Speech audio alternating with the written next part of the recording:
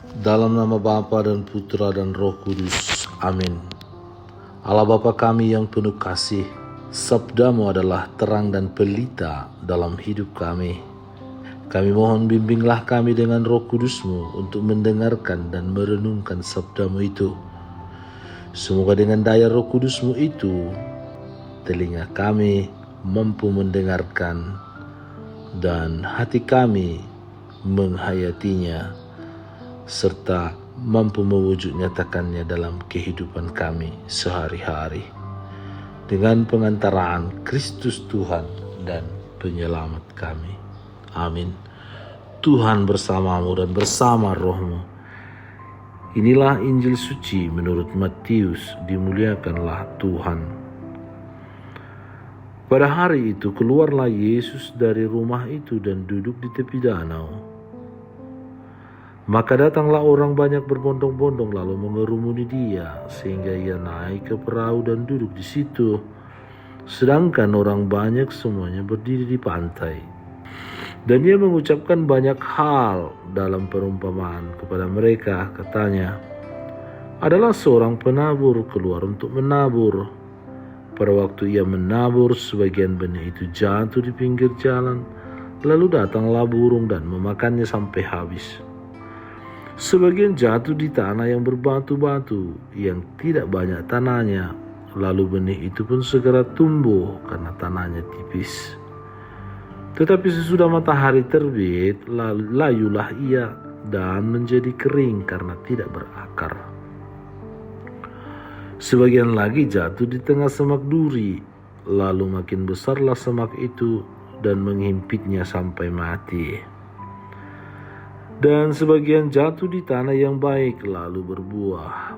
Ada yang 100 kali lipat, ada yang 60 kali lipat, ada yang 30 kali lipat.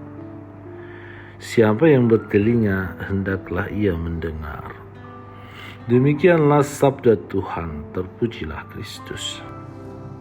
Dua pokok penting dalam perikop ini adalah benih dan tanah.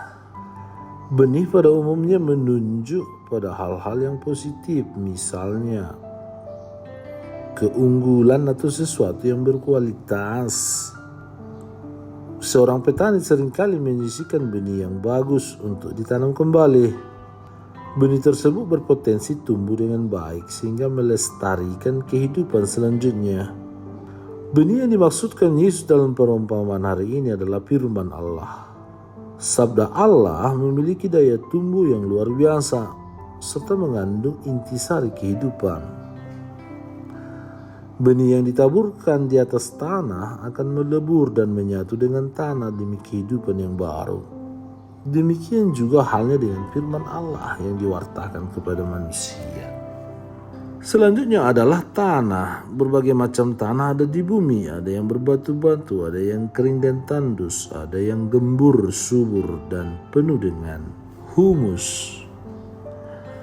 Zaman sekarang, tanah bisa diolah dengan teknologi modern sehingga yang tandus berubah menjadi subur. Namun sebaliknya, karena kelalaian manusia, bisa saja tanah yang tadinya subur berubah menjadi tandus karena kehilangan humus. Kesuburan tanah hilang misalnya karena pemakaian berbagai macam zat kimia, sehingga kemudian tanah itu tidak bisa ditanami dengan tumbuhan. Perumpamaan yang kita dengar hari ini menjelaskan bahwa firman Tuhan ditaburkan kepada siapa saja. Sang penabur tidak pilih-pilih pribadi. Siapapun bisa menerima apa yang ditaburkan olehnya. Sementara itu, tanah adalah situasi pribadi manusia dalam menanggapi firman itu. Manusia sendirilah yang menjadi penentu apakah dirinya seperti tanah yang tandus, keras, dan berbatu-batu, sehingga firman tidak bisa tinggal dan tumbuh padanya, ataukah seperti tanah yang ditumbuhi semak berduri, yakni pribadi yang penuh dengan dosa, iri hati, kemarahan, dan kebencian, sehingga firman Tuhan tumbuh sebentar di atasnya, tetapi kemudian layu dan mati. Kita pun bisa memilih untuk menjadi tanah yang subur. Memang sebagian manusia Kita selalu penuh dengan kekurangan. Namun meskipun memang kita sekarang ini layaknya tanah yang tandus atau berbatu atau penuh duri, kesempatan tetap terbuka bagi kita untuk berubah dan memperbaiki diri kita.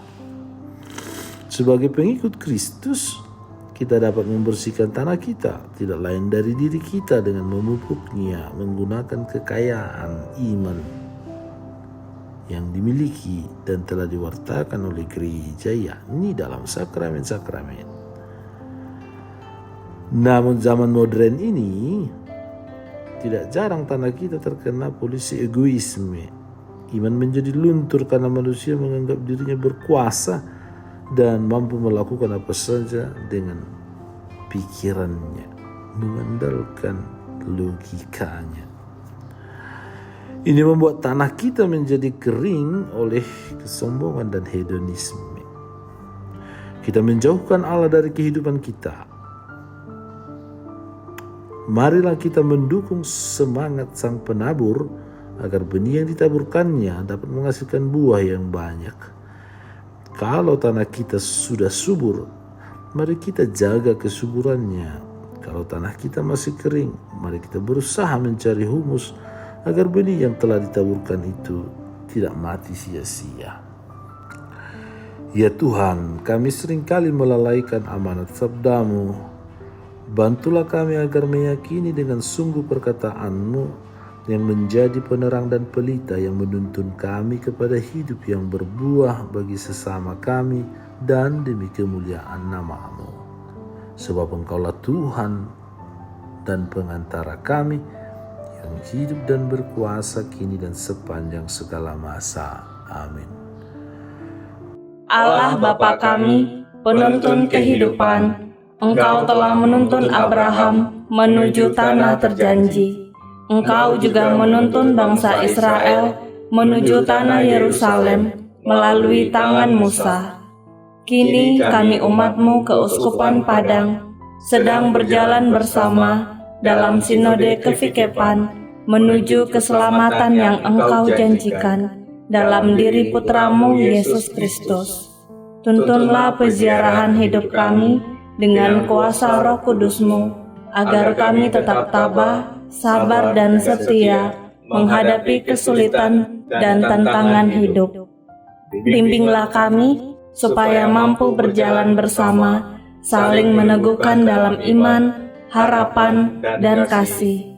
Bunda Maria, doakanlah kami putra-putrimu sepanjang sinode kefikepan ini berlangsung. Ya Bapa, Engkau kami sembah dan muliakan, kini dan sepanjang masa. Amin. Tuhan bersamamu dan bersama rohmu. Semoga saudara sekalian dilindungi, dibimbing dan diberkati oleh Allah yang Maha Kuasa, Bapa dan Putra dan Roh Kudus. Amin.